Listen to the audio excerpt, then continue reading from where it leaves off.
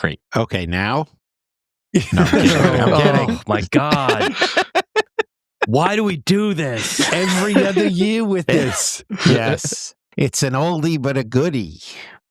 Are there any notes I should bear in mind that anybody has about the movie that we should try to accommodate? I say let's save it for the show.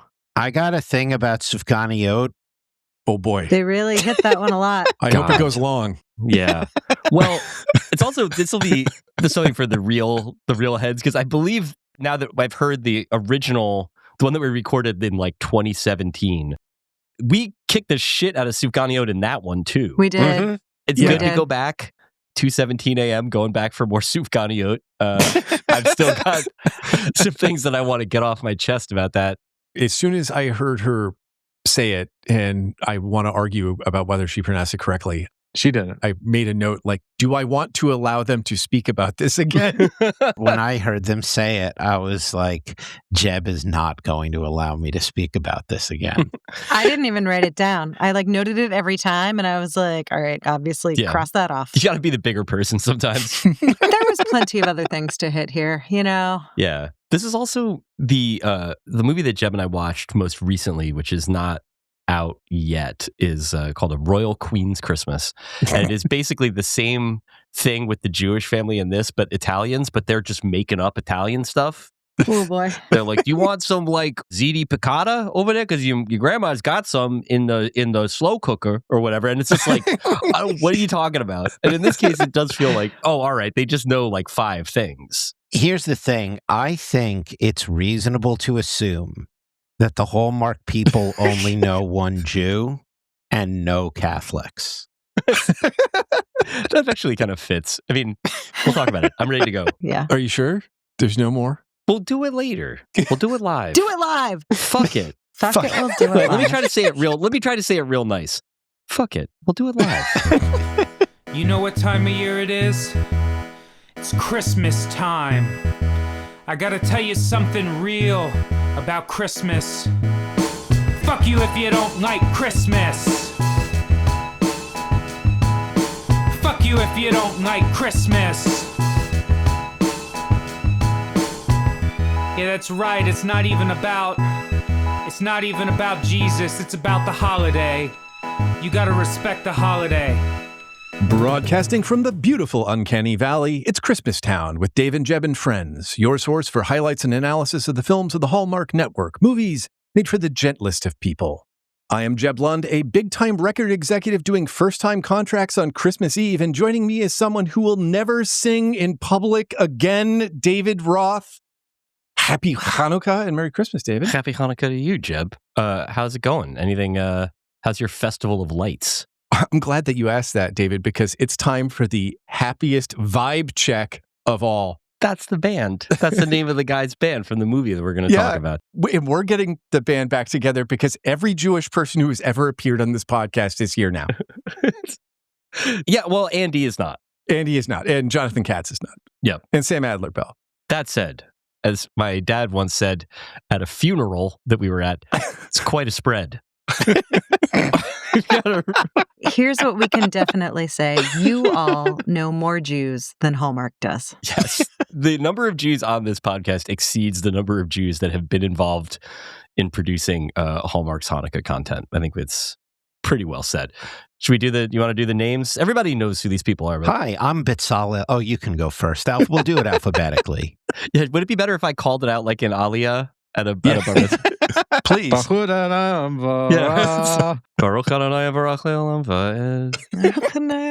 Sorry, that's automatic. Aaron Kleinman here. My parsha was Ki Teitzei at Emmanuel Synagogue in West Hartford, Connecticut. And I am really dubious of this whole Hallmark enterprise. I am Bitzalel, though I'm known better as Charles. My parsha was Bo, and it was at the Hillcrest Jewish Center in Queens.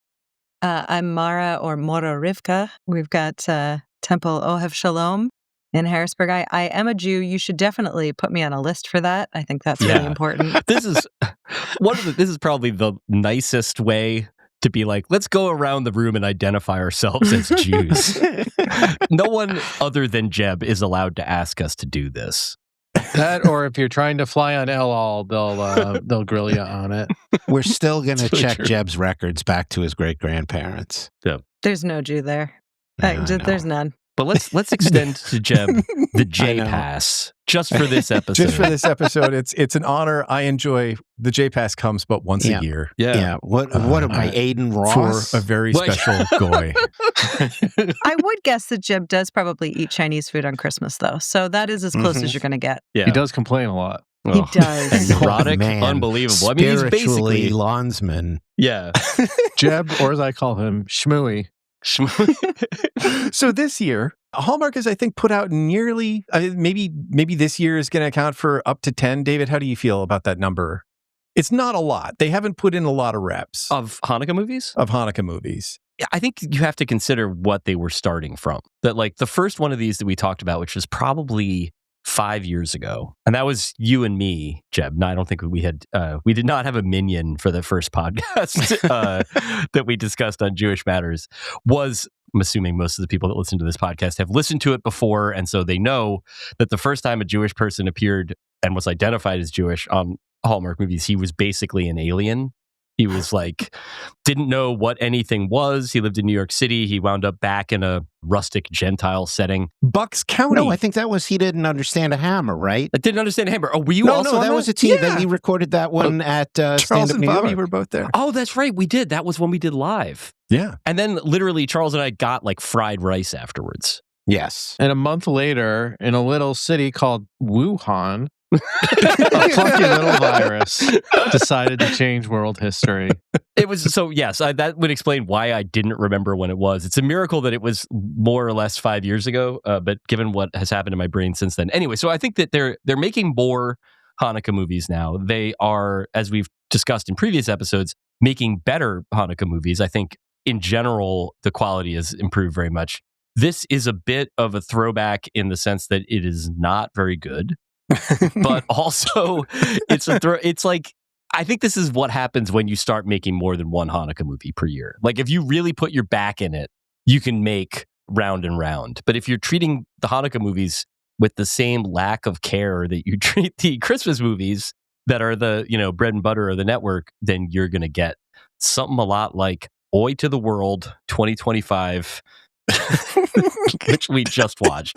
Can I interject a modest defense of that? Sure. Please. I liked the fact that it was the general mediocre quality of Same for your me. typical Hallmark movie. I felt included. Right. Yes. Oh, What it lacks in the familiarity of people as humans, it makes up for in having the Jews and Christians exist as similar species. Yes, they're all. It's not only the Jews are aliens. Everyone Yeah. in this movie is an alien. Yeah. and everyone in this movie is Christian. I completely disagree. I hated I'm not it. saying I liked it. The defense is not of the enjoying of the movie.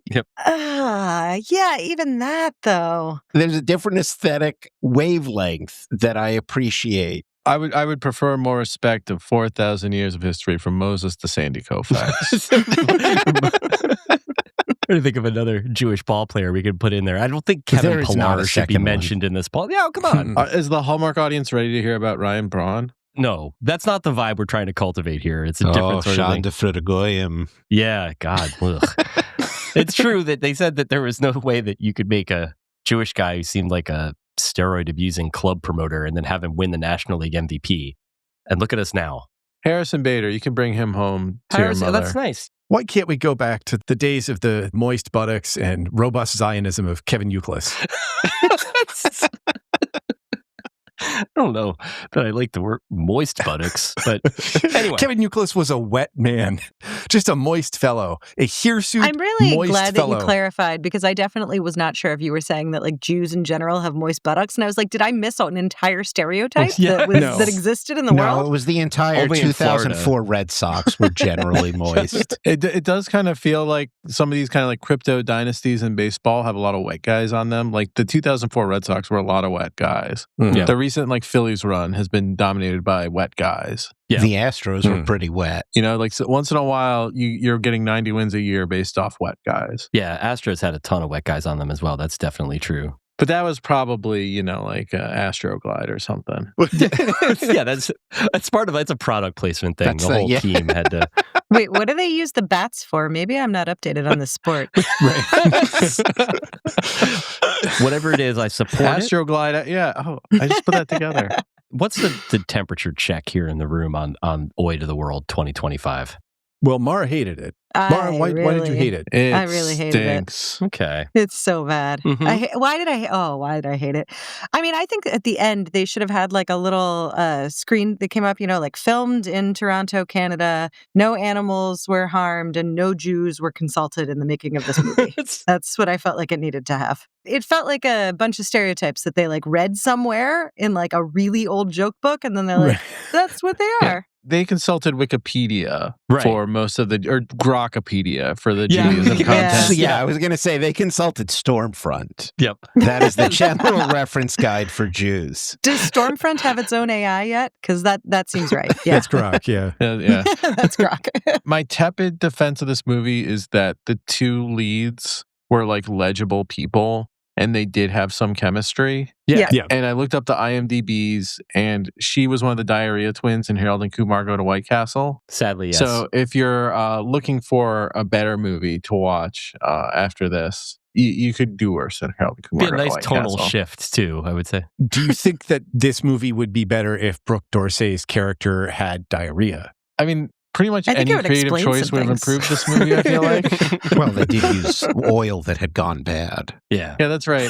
I love having people over and telling them, the oil went bad here. It's fine. So that's like one of the little stereotypes. And this is a bit where the character of Jake Cohen, played by Jake Epstein, I don't need to do the like Stormfront parentheses sound effects. These are Jewish names. It's a Jewish actor.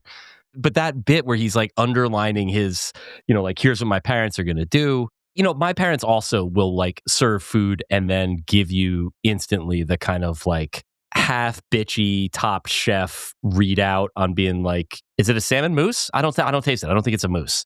Like that sort of like Colicchio grade self-criticism. But they're not going to be like, I fucked this up so bad that you're probably going to get sick, by the way. Yeah, that is just look out not... for my fingertip. Right. Yeah. Seriously. It's in there somewhere in the fucking chont. If I had like any faith in the cultural competence of the people who made this movie, I would say perhaps that was an allusion to the Joy Luck Club, which had a scene like that. But It might be. Yeah, they've gotten like weirdly literate in the last couple of years. Whereas in the past, if you started to say, is that an homage, like a giant metaphorical hand inside your head would come and slap your brain until it went, The Monty Python foot would annihilate you instantly. But like they've actually, put in like a quiet nod to like the 2001 monolith, and you're like, in Hallmark? I don't know what it is that it actually was, but like something on that order where you're like, okay, this is a movie that acknowledges that movies happen too. Right. Yeah. If they had Passover, it would be a shank bone falling from the sky. It's the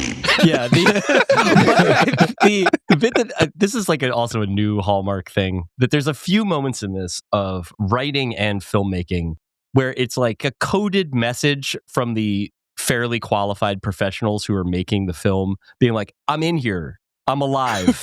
Like there's like a couple of little gags. There's like a spaghetti western zoom. Like a note in your coat pocket from the guy forced to work at the Chinese factory. Yeah. Like, we are suffering very badly in here. And you're like, oh, I'm sorry that happened to you. What's Brook D'Orsay like? Is she nice? She seems nice. So I want to ask then, just between Mara and Charles, do you feel like the fact that this movie was about at least one Jewish family, is that like a mediocrity or an I hate this, not hate crime intensifier? Or is it more like what Charles was saying, like, this feels like inclusiveness to be rendered this mediocre? Or, I don't know, like this much of an afterthought, to be absorbed by this greater Hallmark epistemology as like a natural part of it, that is enough? I don't know. It's very strange to me that you can make a movie where you're talking about like just having characters be stereotypes and at the same time somehow not Jewish at all. What if Jewish stereotypes were also Christian? Okay. It was bizarrely not Jewish to me, even though they did rely heavily on the stereotypes. And that's why I was like, it didn't even seem to like represent one family that was Jewish to me. We call that the reverse-Seinfeld. Exactly. The way that like Elaine Yeah. Bennis is basically the most Jewish woman ever to appear on TV, but is canonically not Jewish. in this case, I think they were trying to, and this is similar to what we saw with the Royal Queen's Christmas, where they're like, if you just say manicotti enough times, people are going to think that everyone involved is Italian, and you're not going to have to do the work of like having them seem any kind of way. And I think that's definitely the case here. In that movie, could they like not even pronounce manicotti because all the Yiddish here was horribly rendered? Like it had been run through some sort of like Ontario filter where I was like, that doesn't sound right to me. But also, I don't know what right sounds like, and maybe they do it different up there. But yes, it did not sound These people have right. never had phlegm in their lives. It's too cold for that. My feeling generally, and I should confess to everyone out there, I watched this movie at 2 times speed right before recording. And so a lot of that subtlety is going to be lost on me. But they generally acted like Hallmark homunculi. Mhm. And the idea that the Jews acted like stereotypes is just a long-standing complaint I have about any time Jewish women in particular over the age of 40 are fictionalized, because they always become that. That's what Markie Post was in What's not Markie Post? No. Judith Light? Judith Light. Yeah. Shout out to Markie Post, though. R.I.P. I don't think she could play Jewish. I'm not going to lie. No. But yeah, Judith Light in Transparent was doing that same, Jew from a prior generation. And so I hate that generally, but I've learned to treat it like every other indignity in my life. Right. And so it just washes over me without like making a mark. I like that this is Charles having the cultural, like the broader cultural equivalent of the sort of brain calluses that Jeb and I have given each other over the course of watching like 150 Hallmark movies. We're just like, oh, well, that's how they like that. They think it's good when that happens. So like, it doesn't register. Like, I know that it's bad, but I don't feel it anymore. Oh, snow appears and then it's not there. Yeah. The paths are always clear. What are you going to do? The synagogue looks like it was a carpet store last week. Yeah. Right, yeah. Like the Dalek sneezed. What do you want? You know what you're watching. Sometimes the butler farts. That's just how it is. God. That did happen in a whatever. We didn't talk about it. Yeah. It did happen. I sent Mara like a minute clip of that thing just looping. Oh, it was at least a minute. Yeah. It's my ringtone now. Yeah, so that's it's great. cool. Thanks. Nice. Yeah. I didn't choose it. I just don't know how to get rid of it. That's why I'm always texting you when you say that you're going shopping. I want to help you make friends. Thanks. All right, let's take a break. We'll talk about this movie more specifically because otherwise people are going to be lost and we need some semblance of structure.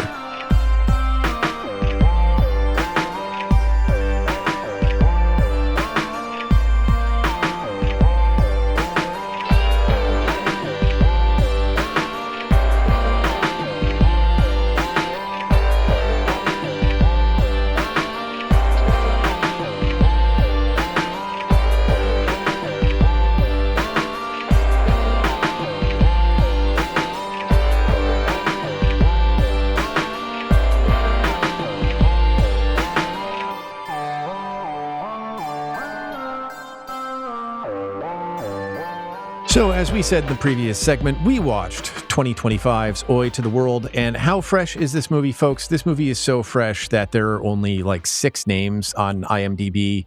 Lots of important people aren't there. So I'm going to do the best I can with what I have. Our lead, Brook D'Orsay, who we saw in our first ever episode, Miss Christmas, way back in the Patreon. We love her. Brook D'Orsay is Nikki Roberts, a church choir director. Jake Epstein is Jake Cohen, a still aspiring musician and music store employee. Then we have some kids. David Julian Hirsch is Rabbi Levi Cohen. His mom is Cynthia Roberts. She is played by Shay Quinn. So mom is identified. Dad, not so much. Dad is not. You have a lot of people here who are either doing dinner theater or softcore porn in Canada. Or they're on like some 13-season long Canadian Quincy about like a really, really mannerly coroner. Yeah. That is softcore porn in Canada. Okay. Thank you. I don't think the point is that the actors don't have IMDb's. I think it's that the cast hasn't been uploaded to IMDb. Probably not. They're too ashamed. We do have Curtis Lavelle as Dave, who is Jake's best friend and the other half of his band. Vibecheck. Kind of like us, Jeb. Yeah. Best friends doing a project together. Listen, I had to explain, like, why do you have that ear-to-ear grin while you're watching this movie? And Dave's an idiot, and he's bad. Yeah, so that's cool. Go on. So that's pretty much it for whom we can identify, but we have to actually tell you what happens in the movie to the extent that anything happens in the movie. To that end, everybody else here has done the expositional challenge more recently than our good friend Aaron, Bobby, Big Wheel. You're under the gun, sir. Whenever you are ready, you begin. So, Jake, he's trying to make it in a band in New York City. Meanwhile, back home in his shit-ass hometown, his high school rival, who is the son of a minister, is teaching choir there, even though she has stage fright. His father happens to be a rabbi. Isn't that hilarious? Anyway, synagogue furnace blows, so they have to share the church while he's in town to take over for his grandma, who slipped and fell or something and can't run the synagogue choir. 30. So they start to merge choirs. They start to merge interests. They start to realize maybe there's something here, but he has to go back to New York for his big break on the eve of the big Hanukkah Christmas concert. But guess what? He makes it back in time. They do a combined Christian-Jewish song. They end up kissing at the end, I think. And the end. Wow. Play that beat.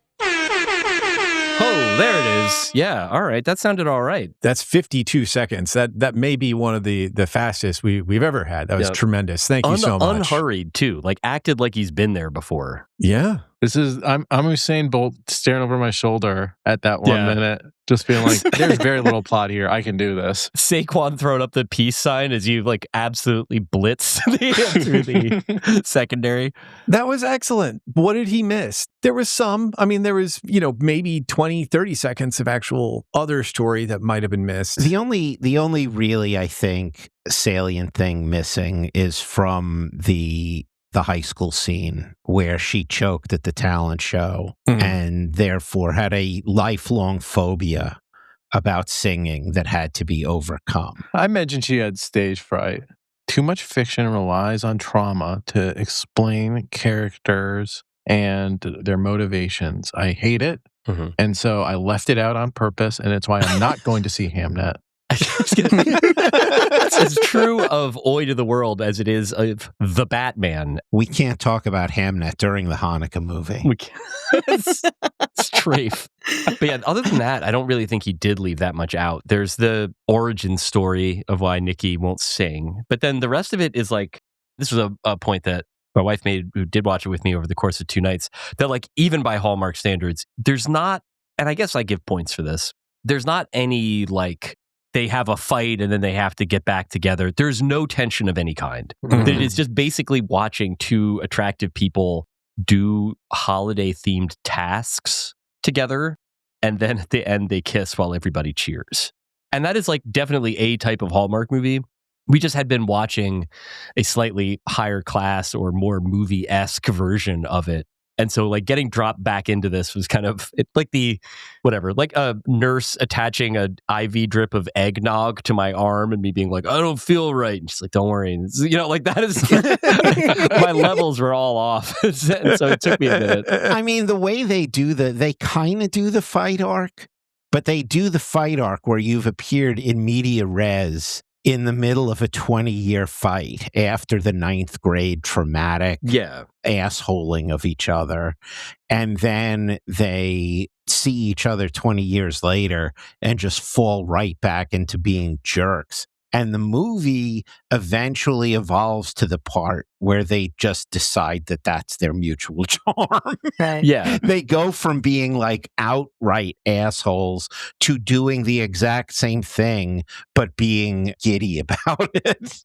I feel like the movie thought that the tension was the mere idea, which obviously every single viewer is going to hold, that like, but she's Christian and he's Jewish. So this is How something. will they overcome it? This is something that I wanted to talk about because I feel like the movie, it does treat a lot of the ideas. Like there are the idea of a joint Christmas Eve Hanukkah concert is enacted in that sort of like, you got chocolate in my peanut butter, you got peanut butter in my chocolate, sort of like everybody like discovering this concept for the first time. But then the film itself winds up being like a decently, well, it's not impassioned in any way, but it is, in terms of like its views on intermarriage, it's kind of charmingly like whatever you want. Like, it's not that big a deal. We're getting some wokeness for the Hallmark crowd. Which, as somebody who is in an intermarriage, I felt seen. Yeah. And then also as somebody who's been trying to make it as a rock and roll musician in New York City for 20 odd years unsuccessfully.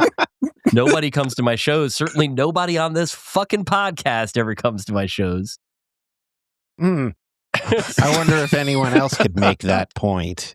I made the same note, actually. I thought that there was, quality of the movie aside, there was a real merit in the way they treated the idea of difference being mostly superficial, but it was also very funny to have so much happen in a church and know that the name Jesus would fuck it all up. Yeah. Right. Like the existence of the Son of God would blow the vibe in a very Vibecheck kind of atmosphere. Well, that was kind of my biggest problem, too, is that, like, this sort of cheery kind of like, look, everybody can get along. Yeah. It should be difficult, but we can all get along. As long as we're mostly Christian. Everything, we could do it all together. But, the praise him, he is here. There's a cross here. But it's all good. Don't worry about it. Jews, you're fine. I felt like I was actually, like, I felt the whole movie like a Jew for Jesus was trying to, like, get me to come into their service. Oh, that's interesting. That's how I felt. Yeah, I could see that. Because there's something to the idea of it being like, as long as you keep it secular, it's about community, it's about music, it's about people being, together at the holidays. That's right. That's all nice. But yes, as that like more or less goes away as soon as you bring anything more explicit into it, or like any whatever other cultural context, that's the Hallmark experience, sort of, to a certain extent. All of a sudden, I got a real bad feeling about the moms meeting. Because the moms were meeting at I guess it was the cafe, at the same time that the kids were meeting at the cafe, and they're both They had a lamenting. date at the counter, and the moms were in a booth, right, observing them. The moms, of course, were lamenting the lack of fecundity of their children and how they're not married. And the Jewish mom says in a shtetl voice, "You're Nikki, such a doll. And Jacob, he grew up so well. Now if he could just settle down and get married." Oh, you're preaching to the choir, my friend. I don't suppose you have a nice Jewish girl you could set my Jakey up with? He's such a catch. And the shrewish shiksa is like, Does she have to be Jewish? that's how they fucking get you, Maura. Yeah. Thank you for opening my eyes. See, I'm actually going to defend this stupid movie right now. But I think this was Hallmark trying to do woke interfaith. And just Yes, like, of course. because, it's not malign. It's because they don't know any Jewish people in Toronto. But they're basically trying to show that there's more that unites us than divides us. Right. And don't we need more of that in society, folks? I'm staring right into the camera right now. Yeah, wow, that's amazing. To really underline my point. Oh my God, Yeah. I got fucking chills. Because he's got a ring light, so you can I feel see spoken to. his face. You can see all my pores right now. That's how serious I am about this. That's so clean. You have pores. That's how we Yeah. know that you're not Jewish, Yeah. is what we learned in this movie. Oh yeah, that's a tough scene. All the older yentas standing around Brook D'Orsay being like, look at how white her teeth are. She must have thousands of those things. Which is Darling, there's no pores. Your skin is porcelain. Ugh. It was awful. Yeah. I think I may have slept through that scene. Here's the thing. Andy was not able to make this, so I thought everyone would just be in agreement with me. I assumed that Andy was going to be the person I was going to have to fight with, and now I'm finding that all of you Jewish men are just like, pretty blonde lady, I don't know, seems like a nice thing. Look, some of I'm us disappointed. are... Wow. Well, direct hit going down. Hit and eject. I have a convert in this house, but I wasn't united with a jab. I would make a defense of like grandmothering Brook D'Orsay into that she's basically Jewish because I've seen 10 movies that she's been in from the Hallmark Channel, but that doesn't make no damn sense now that I've said it out loud. I just think she's neat. And yes, so guilty as charged. What are you going to do? Her original name's actually Brook D'Orsay. She is Alan Dershowitz's daughter, which is no, we don't need to. That didn't make it better. No. That's why they didn't serve pierogies in the movie. So the reason why I asked the question of MAURA and Charles was like, I was thinking about this movie because I had a pleasant enough time, but also there was a whole bunch of stuff that, I think if the movie had tried a little harder, would have been more objectionable because it's just sort of not really there. And then I started thinking about the movie as kind of like Hallmark's zipless fuck. Like there's no friction here. You get in and you're just moving, right? You're immediately moving into the Hallmark world. There are all these Hallmark signposts and signifiers. None of them mean anything, right? He's from the big city and he comes home. Like, not a big deal, right? Yeah. That was what I felt like was the big, this is where we're doing Jews, right? Because Jews, it's just Christian, but backwards. So, it's like a big city musician comes home to his small town for the holidays. Right. We shake it up. I actually dinged my wife for this one because we were trying to figure out where it was supposed to be set because the town is called Pine Bend. We were told at one point that it's just a couple of hours from the city. And so that could be in the Catskills or whatever. But my wife was like, so is it supposed to be like Long Island or something? And I was like, oh, because there's Jews there? It's supposed to be Long Island. Okay, I see what you're going for.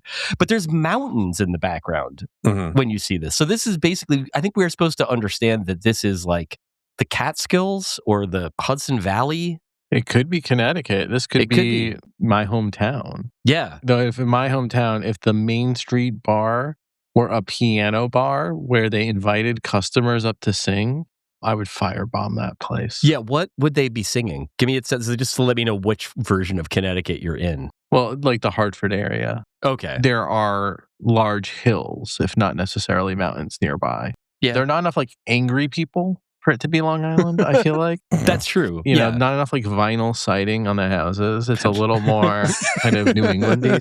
It read to me as like this, they're trying to do Connecticut, even though it is kind of like the suburbs of Toronto. I think we can just all agree that it is nondescript and we wouldn't want to go there.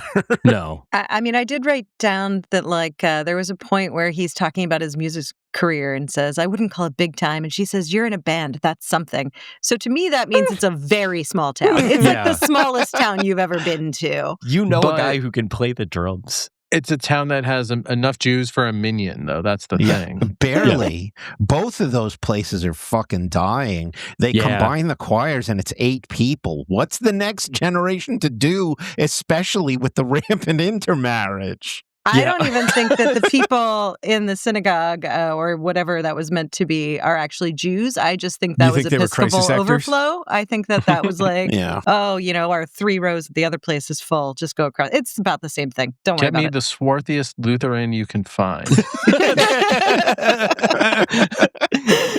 I want a search of every hen house, outhouse, schwitz, delicatessen. You're half Greek, perfect. Hey, you're buying pickles. That'll do. I mean, that's part of the, what drove them together was the furnace going in the synagogue, which was represented by a pipe leaking water. Okay. Yeah. This is, I think we discussed this before. Not only do they know no Jews, they know no Catholics because no one knows how things work. Yeah. Well, these were Episcopalians. And I cannot stress enough that the synagogue looks like it was a spirit Halloween before they started filming this movie there. The temple needs one guy who knows how to do manual labor. That is how every synagogue I've ever been in has stayed upright. Yeah. There's a dude, no one knows if he's Jewish or not. I never figured it out. It's just like, that's Manny. Right. He makes sure that like we don't die in a fire every time we have to get together for Simchat Torah. I mean, they say it's going to take 2 weeks to fix. I mean, I know it's the holidays, but good Lord, just pay the upcharge. Well, maybe we finally have some legitimate Jewish culture here, and he doesn't want to pay too much. Yeah, they do have a bit. Wait a minute. Do I get a discount if if you do it after the holiday season? Maybe took out a scene where the rabbi is trying to use a Groupon to get his furnace fixed. Ordinarily, I'd be like, should we do segments? Should we do stuff? I don't But know. like, I not want to really, go back to my right? point a little bit, Okay. though, about like the Hallmark. So like the other things that you have that would normally be huge bones of a contention aren't. They exist to nod to. Like the fact that he's got to bail on her in the recital to go on Christmas Eve to sign let's dig into this. an emerging band contract, which, you know, the A&R guys are always dropping everything on Christmas Eve to be like, you've played to 3,000 people where? Yeah. We need to get you in, but only very briefly because we've prepared the paperwork. I'm at A&R over here at a big label. The only time I'm willing to sign a contract with you is Christmas Eve in person. No Zoom. Before we set this meeting up, I just want to confirm. You're 34, right? Okay, perfect. Perfect. Good. That's what we were looking for. Right? Hey, look, as someone with a ton of leverage, I'm going to let you dictate terms to me. You want to tour and record when? Yeah, I'll move some stuff around. Sure. What am I? Columbia? The record deal was 8 records for a penny. Well, we signed with BMG. It couldn't have been easier. It actually was postage paid, so they. I don't have to give them an album. They're going to mail me a copy of Blood Sugar Sex Magic by the Red Hot Chili Peppers to my mom and dad's house. New Miserable Experience by the Gin Blossoms and Tom Cochran's Life is a Highway. And look, it's a good deal. All I have to do is buy 10 more over the course of the year for $40 each. It's the same deal that Creed and Scott. Wait a minute. I saw Walk Hard. I thought we were the ones calling the shots at those. Yeah, it's Anybody tough. else? Yeah. Well, you don't see what's going on at the meeting. That could have been a whole other level. Maybe that's why you got signed, but they were sort of like... Maybe that's why they're doing meetings on Christmas Eve, even though it is the last day of Hanukkah. Tomorrow is totally open, but I understand if you want to get it in today.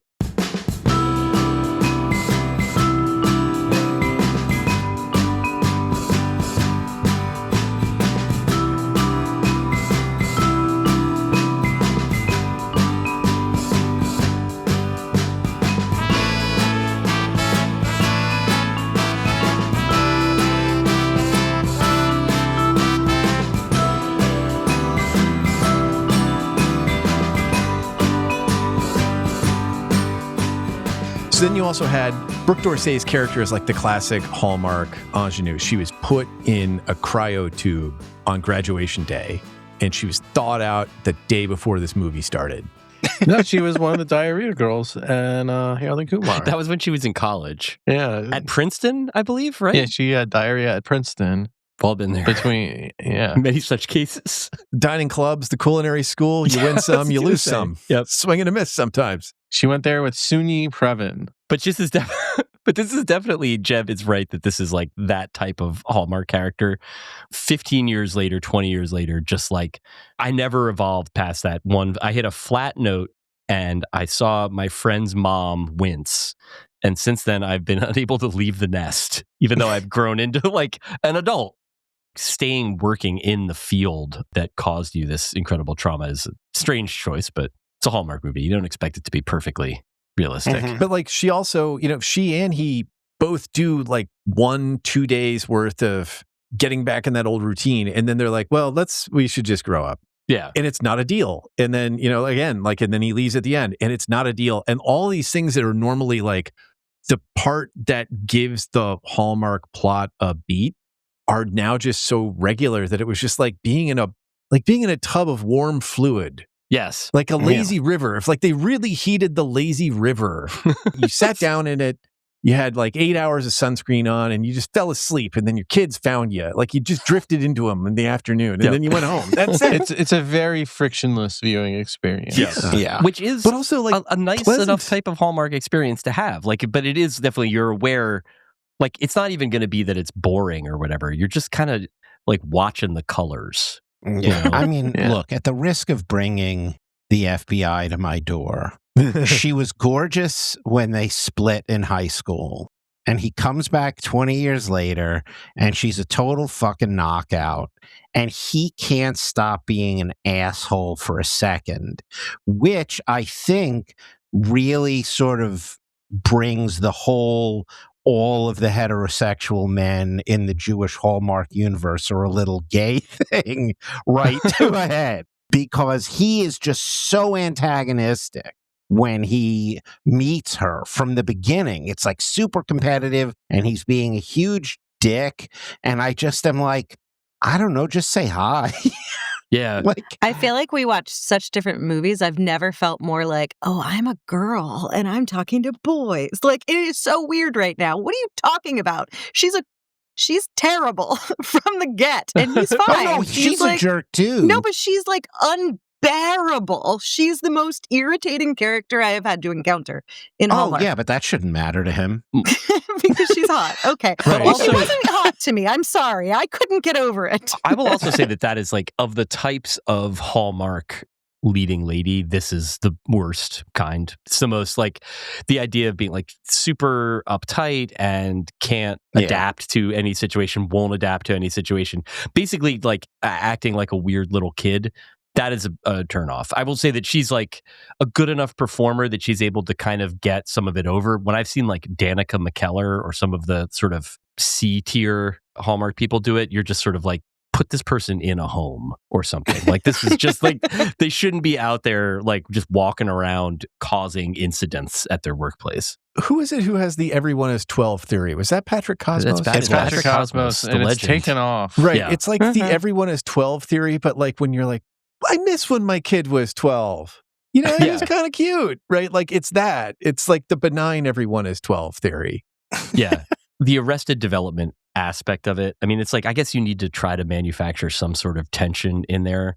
And so the idea of her eventually being comfortable enough in her own skin as a 32-year-old woman to sing in front of 28 people, all of whom she already knows at a Christmas concert, is like decently low stakes, even by the standards that ordinarily prevail here. I absolutely agree with that. I just need to pause for a second. Did you just mop your brow with a stack of baseball cards? Scratch my eyebrows with a stack of baseball cards. I'm doing this with them the whole time. You don't have an eyebrow comb? What are you, a farmer? I do have an eyebrow comb, and his name is Matt Noakes. So Former Yankees backup catcher Matt Noakes. Kind of a step up for man, him, really? if you could have pulled Walt Weiss there, this would have been a Hall of Fame episode. Walt Weiss, boy. Not Jewish. Talk about a wispy. Sadly. yeah, Wait, Walt Weiss is not Jewish? No. neither's David Eckstein. Did you know that? Yeah. I did know about Dave, or Jacob Brumfeld. Walt Weiss Yeah. was like, imagine like a taller, thinner, like even blonder Tom Skoka kind of character. He's like, he looked like one of the snow people. You're describing the twins from the Matrix sequel, is what you're. Yeah. Or the like Nelson? Edgar Winter. Oh, yes, Edgar Winter and his brother. Yeah. Good pull on Nelson, though. Yeah. I've not thought of them in a long time. I was just listening to him earlier today. Yeah. Well, I mean, that's what we were Sure. getting amped up to before he got here. Yeah, so anyway, to me, the Brook D'Orsay character, to me, was just kind of like the person in your hometown who's in a rut. And then Jake was like the guy who, you know, he left with big dreams and didn't really accomplish them. So to me, like, that's how it read. To me, they were like legible characters. And to me, it's like everyone else in the movie was the problem. But the two of them were actually like, they had like decent chemistry. And I was kind of like fine with them as like trying to be propulsive in this movie. I will say that I appreciated every scene that they had to get. This is like something that I have in my notes, which is basically like, I would rather just see them be cute together. Like, I'm honestly like, I know what I'm in for. It's 82 minutes of just brain cheese that is not going to like challenge me in any way. I would rather watch them banter than watch their parents be like, Jewish people drive like this, but Gentiles drive like this. Yeah. Like, it's just, I had a much harder time with that. Jeb, you talked before about all these like fake out tension moments, you know, when he goes to the city to sign his contract or to have his meeting or whatever. The grandmother just looks at him and is like, you know, the whole, if you love something, set it free, you'll be fine. And then he tells her and she's like, yeah, I'll be fine. Which I kind of liked. Which is like normal human, but it is a very weird way of handling movie tension. Again, it's like the mains here did kind of seem like normal humans, and it was just that everyone else in the movie was the problem. Which is also a thing that happens in Hallmark movies. I believe the last Brook D'Orsay movie that we watched involved her and another person being trapped in some sort of like storybook supernatural type. Do you remember what I'm talking about, Jeb? Yeah, it's like a Hallmark Brigadoon, and it's called Fairies, Dr. Weir, and Things of That Nature. But I don't know what the episode, and it's like 120, 130, something like that. Yeah, like it also stunk, but it had the like feeling of being like the stiltedness of Hallmark movies is never like the very best of them are the least best in terms of quality, I guess, are the least stilted, but you never get it all the way out of there. And then some of them, they can like play with it a little bit or kid it a little bit.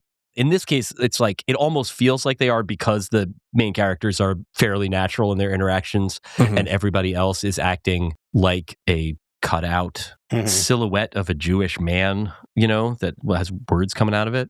I think with the Jake character, I was kind of like, all right, I can kind of see a sort of real person out of this, but I couldn't with her. If I translated her into real person, I was like, well, the first thing I would say is, you need so much medication. Like, you need so many different types of medication that they'd probably be fighting within you, and you might not actually be able to get up from the couch after that point. But if therapy existed within the Hallmark universe, it would probably cause it to collapse. Yeah. It's like, therapy really would have done wonders for her. There are a couple of things that, like, if introduced to the Hallmark, like, there's not any immunity in the entire Hallmark cinematic universe. Diabetes would kill millions. The Hallmark universe is a giant flightless bird, and if you try to bring humans over there, they're just going to hunt it to death. Yeah. Ebert, right, talked about the idiot plot where the entire movie falls apart if someone makes one phone call. Yep. Literally, like, there would have been no tension if they could have made this meeting a Zoom. Right. That's true. All right, so if I may, we have a normal segment. We're not going to do all our segments. If this is your first episode, this is a little bit of an aberration. But we have one called the Hallmark Voight-Kampff test. And basically, like, who's the most android? Who's the most skin job character in this? And like, his mom. Like, I started out with the leads are the exception. Like, everybody else is there to just sort of like bounce off of. But like, at the same time, she was frozen in high school. And here it is like a decade or something later. And she's like, a guy who's hasn't made it yet is a musician in New York and sells guitars. I think he's a keeper. Like, there's the fact that, he's like, well, I could go home. I clearly left for a reason and I haven't been back for a reason. And like, she's really fucked up because one thing went wrong, like, what if I just permanently enmeshed my shit in hers? Like, it's pure Hallmark. It is uncut shit, but it's so like gentle that you're not like, you don't notice that there's an unnatural intensity here. You're not friends with enough losers, man. Like, no, there's a loser stink on me that like resonated with this movie. Like, so, I'm from a place that sucks. And like, when you're from that place that sucks, sometimes you just get stuck there. And then you see someone who isn't stuck and it's just like magnetic. I think that happens. She works at her dad's job. She's in a rut, She's the singing lady. But he doesn't. Look, you're forgetting that she, once again, is very attractive. This is true. And that is not a thing that he has to care about. This is the thing that I think I just missed, because to me, she's not that hot. She just looks like a normal lady. And so I didn't get it from that perspective, but you all are changing my opinion. I guess she's that hot that he's just like, whatever, hot blonde chick. There's no other people in the movie, Well, yes, I know, but he lives somewhere where apparently there's lots of people. But it makes sense to me for her. She's never left her dad's church, and another man her age walks in like, okay, yes, she has no other options. That's fine. But for him, you're just, I am now learning that she is in fact hot enough to be stupid and crazy. Keep in mind, in New York City, he's the guy who works at Sam Ash Music. Yeah, he works he works at Guitar Center. In New York City, he meets a girl like Brook D'Orsay when he delivers pot to her. Yeah. Like, that's the closest he gets to crossing the apartment threshold. See, that would have been a fun if they had, not had 5 hours in which to write, make, and then edit this movie. If they'd had a little more time to put it together. The idea of their absolute dog shit lives seeming impressive to each other is a funny bit. Where the idea of her being like, damn, you live in the city. And he's like, I have like 4 roommates. And there's like a rat that like actually like is on the lease in the apartment. Like we have to be nice to him. Neither of them ever have anything to say in the announcements part of the alumni newsletter. Right. I tell you, man. Situation unchanged. A lot of those people getting together. Yeah. These are 2 people with barely anything in their lives, and they have like a previous sort of chemistry, and they come across each other again. Sparks fly. My wife asked me, she was like, how old do you think they were supposed to be? And I was like, don't worry about it. They throw years around. I think at one point they said something like 15 or 20 years or something. And I was like, they're age appropriate for that to be correct. But in the plot, that doesn't seem possible. I was also wondering, why is Jake the same age as his own dad? That one really bothered me a lot. His dad, who basically looked like sort of like, we've got Bradley Cooper at home, you know? And there's the idea of him having a son who is 18 months younger than him and like has a worse skincare program is like distracting. That is like a funny bit. That's why pores are important. Yeah. There are themes in this movie, Dave. You can't just write it off. So we got here our cryogenic storage of people, pores. We can talk about the desserts in a moment, but there is a lot of that going on in here. Yeah, let's talk about food. There's a lot of food. There's so much food. We already covered one, which is like literally my first food note was you pronounced it Sufganiyot. Is there Sufganiyot? But Sufganiyot, get a regular ass donut is what you should do because you don't need to stoop to the same thing. Yeah, I thought this was relatively low on the food scale for a Hallmark movie. Like they talk about it a little. They talk about it, but you don't see it. They don't really show you much food. That happened a lot in the Italian one too. And I was like, at one point they're like, she's got some like chicken mozzarella in the oven. And I was like, show me that fucking chicken, you weirdos. I want to see how bad this looks. And that in this case, it's like every time you see a cookie, it's just like a Christmas cookie with a chai on it or a dreidel or something. They loved mentioning Jewish food and not pronouncing it correctly. Yeah. Like the Bobby being like, oh, you'll be eating my kugel. Yeah. The Hallmark viewers don't need to be exposed to like kreplach. Like that's too much. Like they'd be like, that's anti-Semitic. You can't say that. Yeah. Why would you assume that they eat that? We have to be like, you can't just say things like kasha varnishkas. It makes it sound like you think that they're disgusting. Please pass the tzimmus. Could you imagine what happened if they saw gefilte fish? Oh my God. It's the making of it? We're among our folks here, Jeb / Shmooey included. Yeah.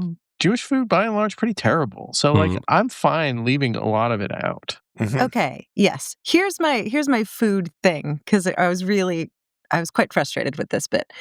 There's a whole thing on like you have to come for Hanukkah dinner. My mom has been cooking for weeks, which I mean, let's just start. That's not a thing. No, that's not a thing. You made it up.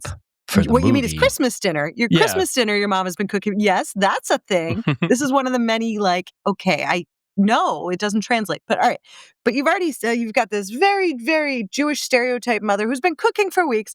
Then we sit down at this Hanukkah dinner, which is such a big deal. And she's put so much effort in. And it is, I don't know, Pillsbury crescent rolls and a green tossed salad. That's what she's been cooking for weeks and weeks. It is the latkes. most There New were like England... 15 latkes. What did she have? 3 potatoes? It's the most New England Wednesday night dinner.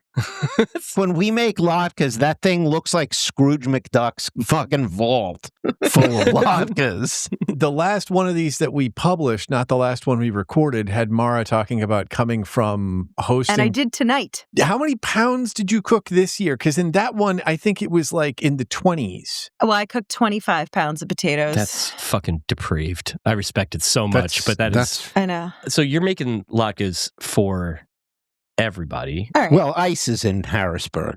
That's a beautiful message. I mean, there are no Jews around me, so I'm very, very used to the intermingling of faiths. We had like 50 people, at least, in my house, and of them, the only Jews were me and my kids. So, like, we call this the like, please don't hate crime us. We like fried potatoes, so do you party. That's a winner. They're just hash browns. Don't worry about it. Exactly. Like I personally am very used to the idea that the people around me do not understand Hanukkah.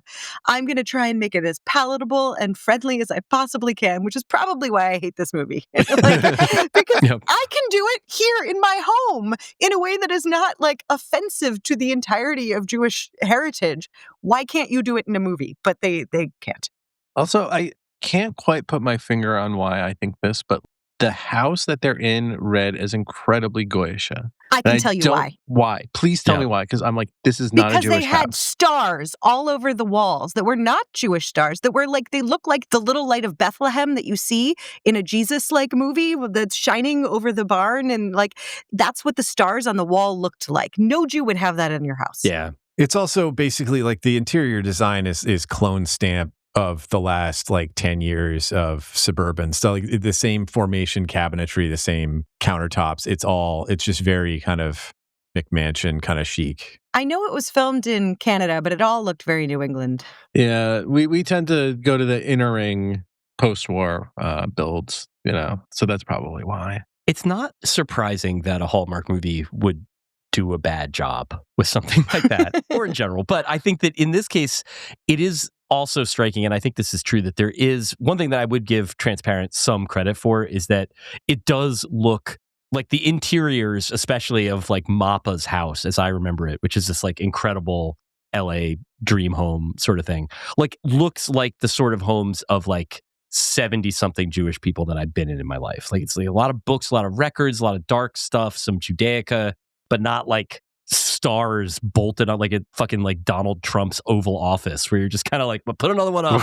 Like I'm going to put a little plaque under it about Sleepy I have Joe. A question. Like it's is Live, Laugh, Love, is that goyish to have that? Yes. To me, Yes. extremely. Yes. There is a sign of that kind in the Roberts home that you see that says, kitchen is the heart of the home in the Gentile home. And that is like, if that's the only thing they do to establish we are in the Gentiles' house, putting that sign in the kitchen, I'm like, oh, all right. So that's not the Jewish person's house. But I do agree that the Jewish person we just don't do like earnest sayings on across the house. That's not a Jewish thing. Yeah, that also feels kind of like Airbnb-ish to me to a certain extent. The idea of being like putting a sign in the kitchen that says kitchen. It's like, I've been in a house before. Right. What is this, the West Wing? Yeah, the ubiquity of that feels very much like that was what was just on sale at like the whatever your local chain for restaurant supply and or crafts is. Yeah. Like enough for a decade got overstocked there. And so everybody was buying Gather. Yeah. Old school Hallmark would have had that Gather thing in the Jewish household, but it would have been some like horrendous mistranslation. Yeah. Like collectivization. Oh, cool. All right. Is this a So it's more of like a Reconstructionist vibe. I like that. The other thing that I will say about this is that even in higher production value stuff that is trying to have like a visual marking of a Jewish milieu, somebody had a funny thread on this in the Netflix show. I'm going to get the name wrong, probably. Nobody Wants This. Down at the bottom. Yeah. Like apparently just the way that show, which amazingly is a show about like, what if I, a blonde person, dated a Jewish guy? The craziest thought that you could have in 2024 Hollywood or whenever this was greenlit.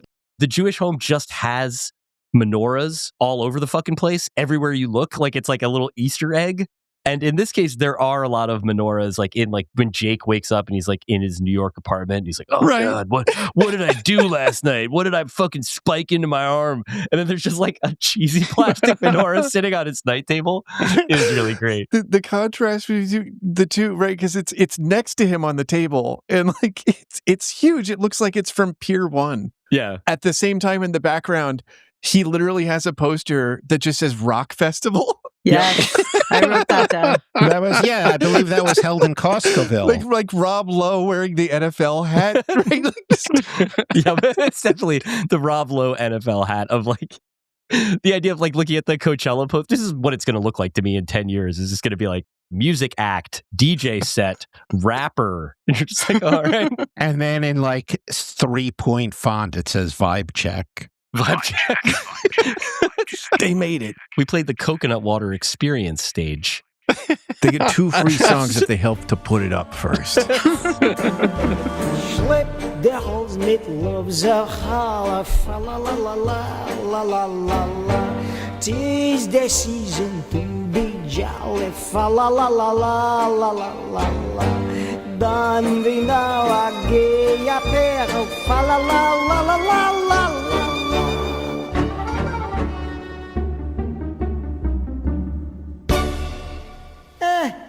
Again, because this is kind of an unusual format for us, we've skipped most of the segments. We just kind of had a free-form talk. We're also going to kind of have a free-form leftovers, and this is basically anything that we really wanted to get to, but we didn't because we skipped the format. Some of us did the homework.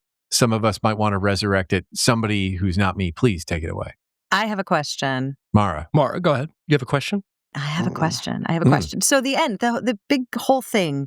Right. How are they going to combine these two choirs? And the big chatters, they're gonna do a mashup song, and the mashup is "Joy to the World," which is deeply, deeply Christian. Yeah. And then something else. And so now I'm like, all right, look, I was not raised around a ton of Jews, really. I mean, we had a synagogue here, but like now that I'm talking to several Jewish people, one, was that a mashup with a song you knew? No. Okay. That was That's Jake not Ronan, right. I Okay, thought. that's what I want. He's I a wasn't sure. I was like, maybe. songwriter. And then the other is they start singing at the end, Neskador Hayashem.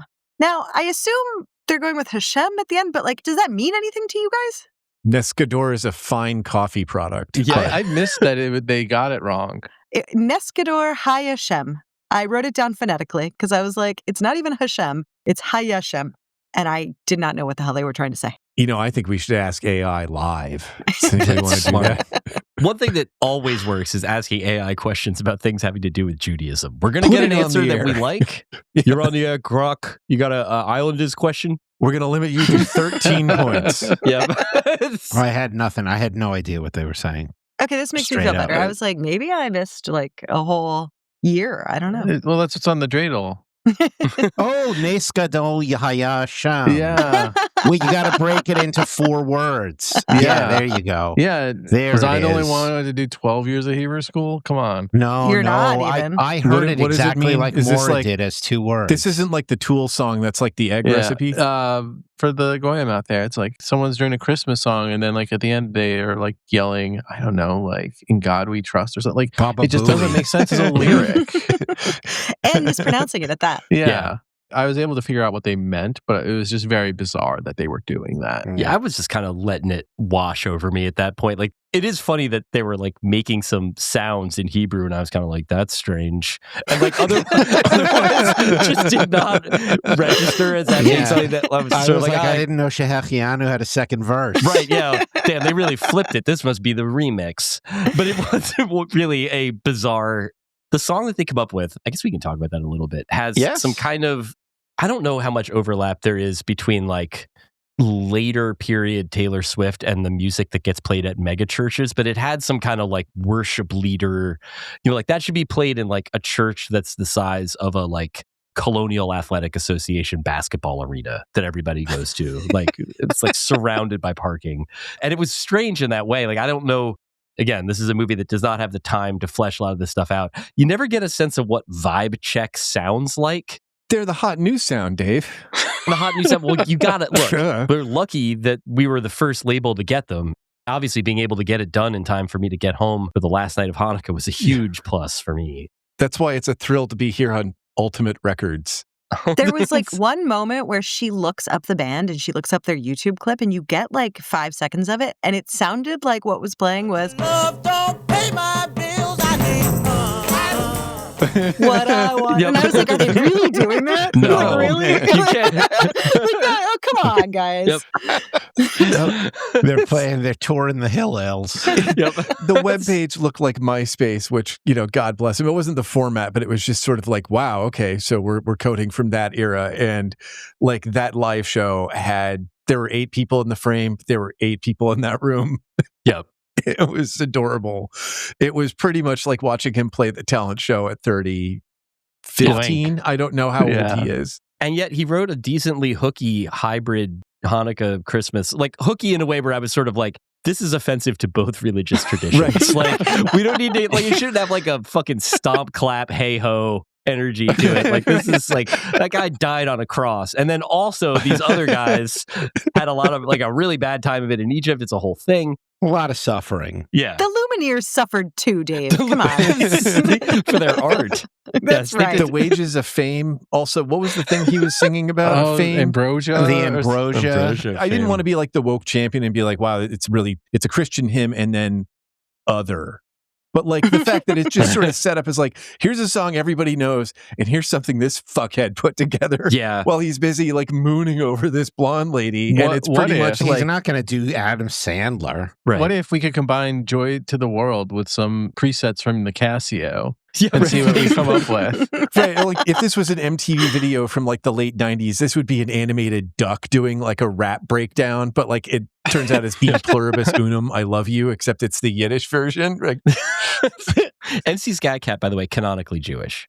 Oh, Paula definitely. Abdul's Jewish, so The whole Yeah. energy was Paula very Abdul and MC Skycat are not in an interfaith relationship, and he is actually Jewish. yes, it is. That could have been a really cool moment. It could have been like a Chromeo situation where it's like, they can work together, but if I can put on my Barry Weiss outfit for a second, is it because you're afraid to take it to the logical conclusion that opposites attract? can I answer this question by doing Erica Kirk moves with my face and I would changing very my... much like that. It's not a visual medium, but I think we'd all like that. Like people will feel it at home. We take 2 steps forward, and then imagine now just different facial expressions just firing at random.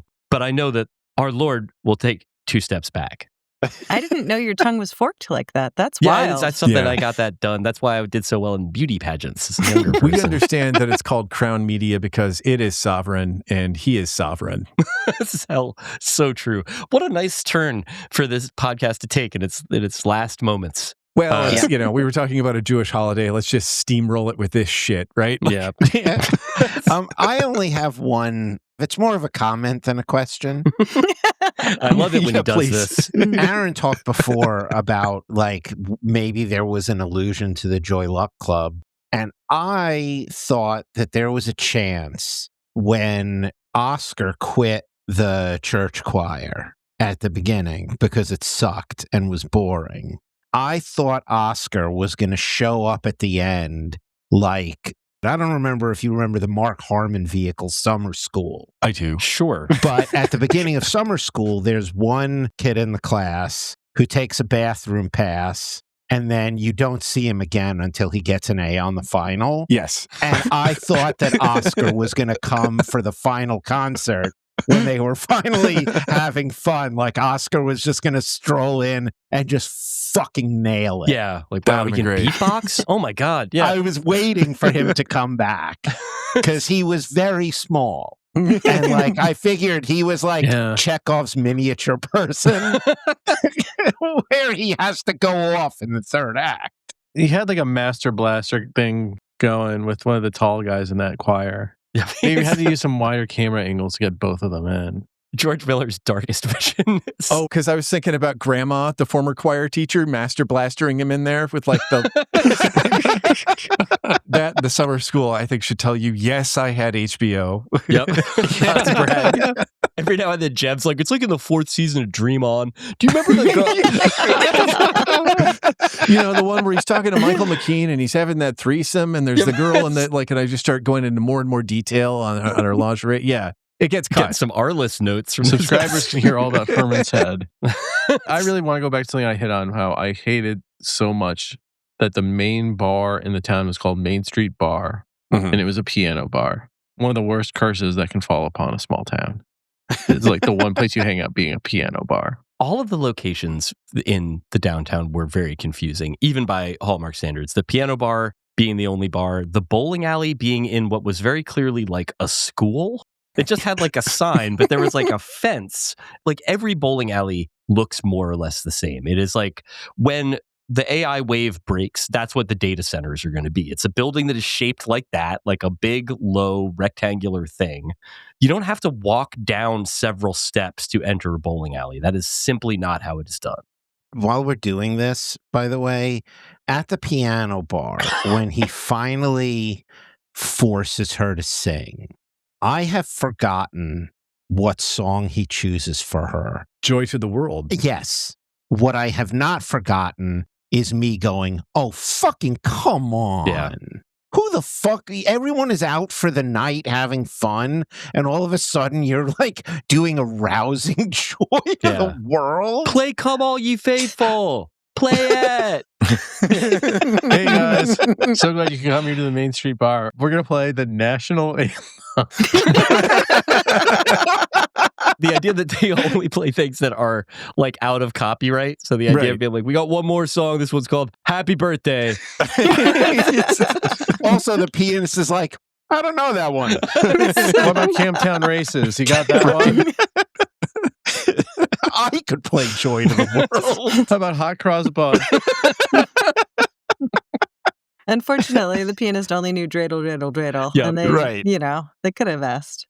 Speaking of the like weirdness of the town too, the holiday store where they go shopping for all of their holiday decor, their Christmas and Hanukkah stuff, because those sort of stores are really common in a small town, looked kind of like the Acme version of it, with like a curtain. It looked like the bricks were painted on. Yeah. I felt like you could see multiple boom mics. Like I didn't even know who they were trying to pick up at that point. It seemed like it was like a prop closet that they were just sort of, because there's a lot of those like wire racks where it's just sort of like when you see that in a retail setting, it's usually like everything is reduced for rapid sale. Right. Like that is like an 80% off energy. Like it's not the vibe. There's usually a tag on the racks too, being like, you can buy this. You can just buy the rack if you want. Fixtures are for sale. You pivot the camera a little, you get the catering table. Inquire with depressed man in office if you'd like to purchase this rack. Right. Did you guys have Christmas tree shops around you when you were growing up? One opened after I was out of high school on Route 17 in New Jersey. It's closed since. But yes, I remembered like going by it and being like, you need a whole shop for that? And they didn't even sell Christmas trees. It was just doodads. Yeah. Like that's what this was. And while we're talking about Judaism, I had a very parsimonious aunt. And it's kind of like funny how kind of like what a cheapskate she was. And I was talking to my cousin about how like once they were there trying to get like, gifts for a birthday party for a kid. And, my cousin, she was like 7 at the time. And she was like, Grandma, you can't get them. That's a dog toy. And she's like, oh, they're 4. They won't know the difference. Oh, because he's so smart? You think you'll be able to get the peanut butter out of that? I doubt it. Yeah, that sounds like my grandmother, actually. She was raised on lutefisk. Maybe it's just a vile fish thing. Yeah. Anything that involves like doing really bad things to a flaky white fish is like all somehow ends up with like giving a child a milk bone when he says he's hungry. Yeah, it'll help his gums. Whatever, it's a cookie. You want some water? There's a dish. As long as we're doing random bits, I do want to play this clip just respecting this movie kind of tipping its hand in terms of its appreciation of Hanukkah. It's 6 minutes into it. It's the best friend Dave talking about they're getting a chance to play for some A&R folks. This is like the best Christmas present ever. Or Hanukkah present. Shalom. I was like, well, yeah, that's I very could honest. see a friend of mine saying that. Yeah, it was. Absolutely. There were a couple of those moments where you do get the kind of like little glimmers. The guy that wrote it is, while I can do this, Sure. the IMDb stuff, is like very prolific and very successful Hallmark writer who has done a gay themed series that they have now called The Groomsmen. Mhm. He's written all of those.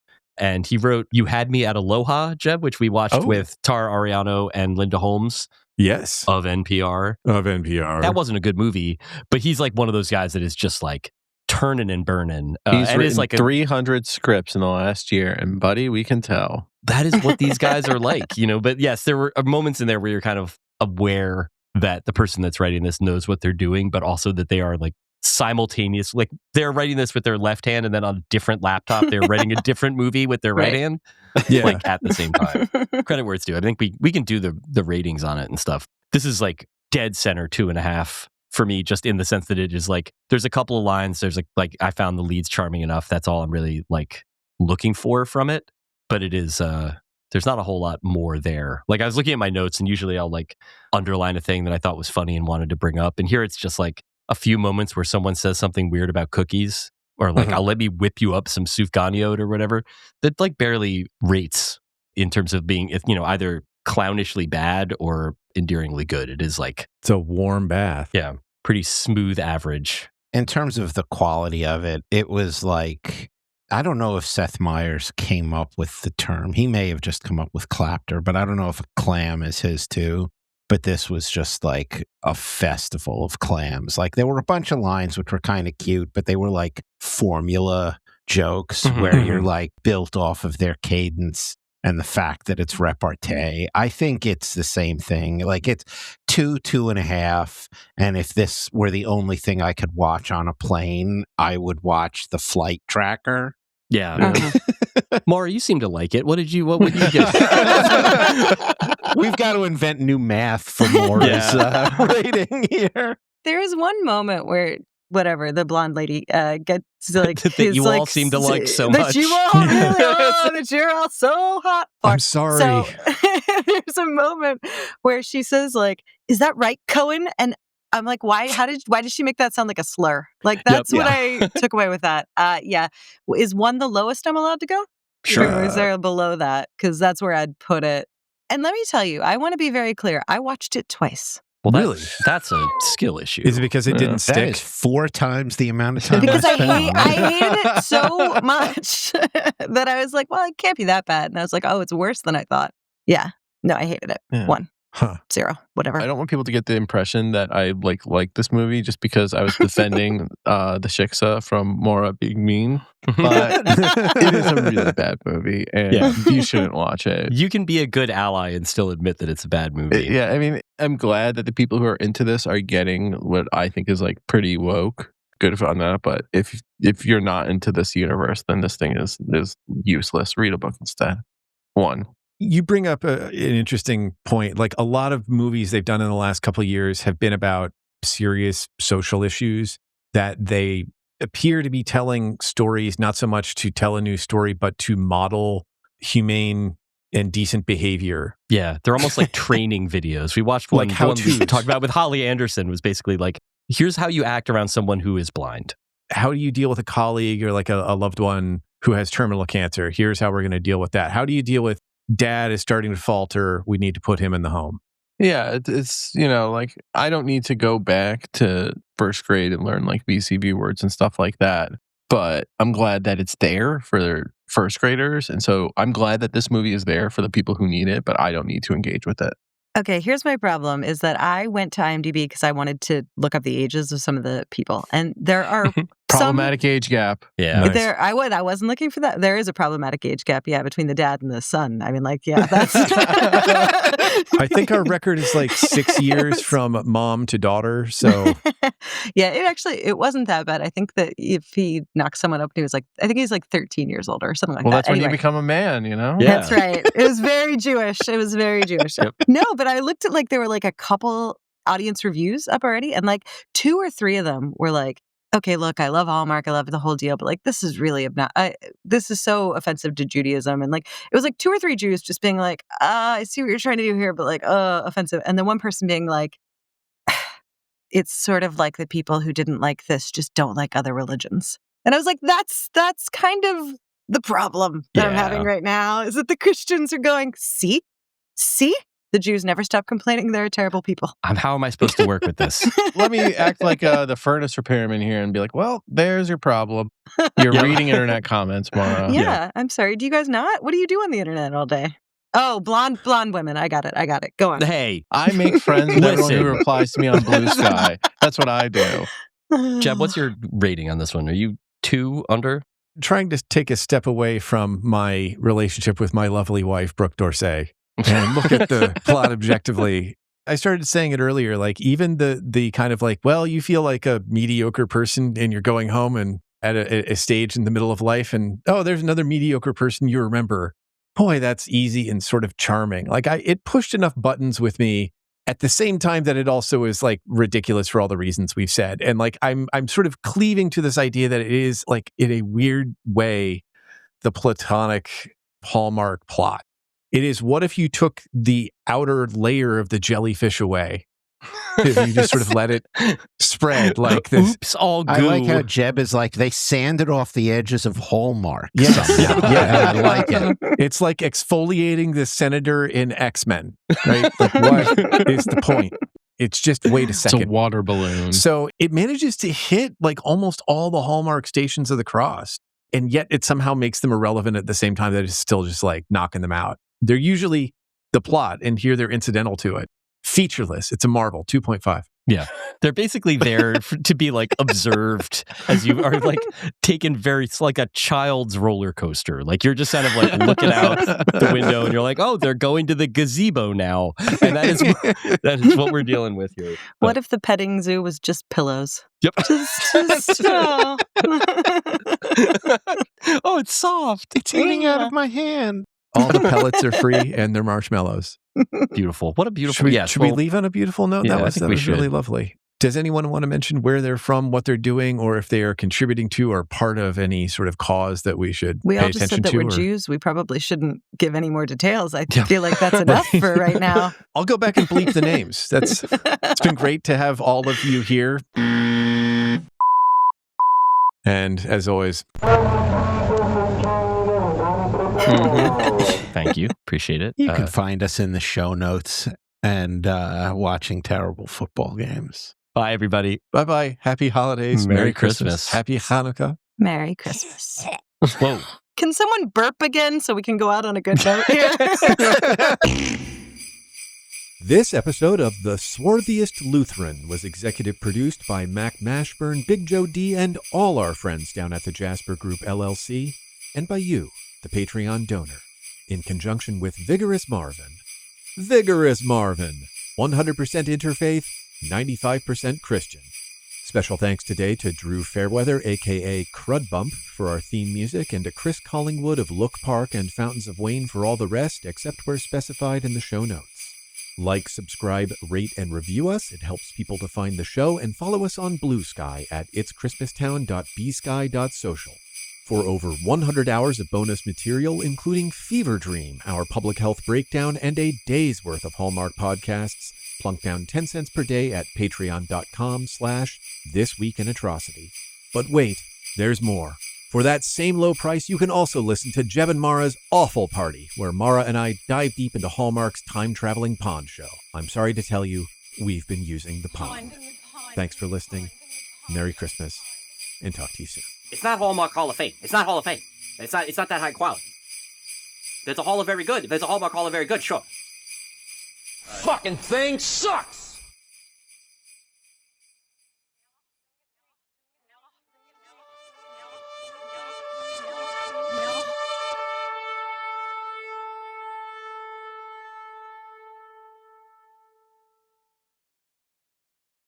All right, so I consider fuck, that hang on, recorded. sorry. Oh, I think I What? fucking Really? nailed it. No, it's Audacity. It just didn't work. I have to start it again. Okay, Are we all right, going on one or are we everybody going stop. on go? No one stop. I'll start recording right now. No, we're all I already stopped it. We We've already already stopped. stopped. Come on. Mara, you're really hot. It's like, just on the audio, not the How video. about Let me now? tell you. No, Better? sorry. All right. It Yeah, was really it- close. Sorry. Yeah, it was really like it just. I could hear All it right. kind Sorry. It should work this time. I had to Correctly. do an update and Audacity Okay. was I upset am with not me. restarting this. Wow. Wow. I mean, just the level of insubordination. This is time for a renegotiation. Before we've recorded a Yikes. single word. All right, let us hit record in. Oh, hold on, wait, I where's- have to stop. Oh God. I was doing a bit, but now I actually am Thank going to God do the thing you Riverside is asked me to getting do. all of this fucking gold. Yeah. You know who else is going to get it? Our premium level subscribers. People that pay $1,000 a month. They want the unedited, unexpurgated audio. It may sound like an oxymoron, but these people love the purest dross. And the people on the free feed only get my video. Charles, the ring light doesn't All right, set are you we- back are too we much, ready? man. May we hit record in Yes. is everybody ready for that? Yes, chef. Okay. Okay. All right. In 3, 2, 1.